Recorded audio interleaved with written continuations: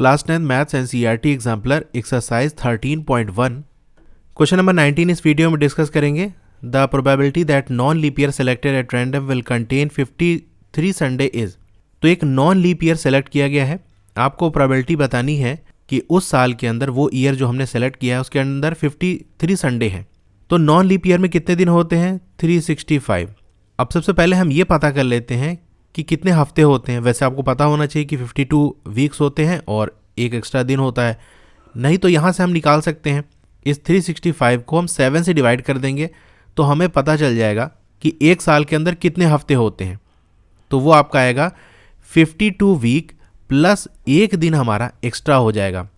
अब देखो, एक वीक के अंदर एक आपका मंडे, एक ट्यूसडे, इसी तरह सब एक एक रहता है।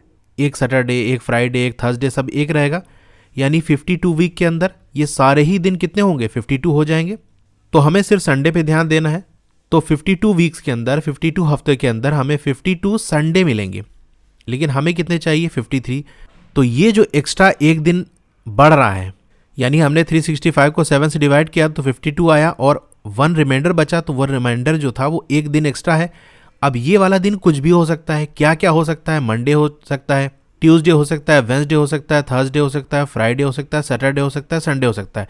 इनमें से कुछ भी हो सकता है ये एक्स्ट्रा वाला दिन, यानी इन टोटल 7 में से कुछ भी हो सकता है। लेकिन हमें क्या चाहिए?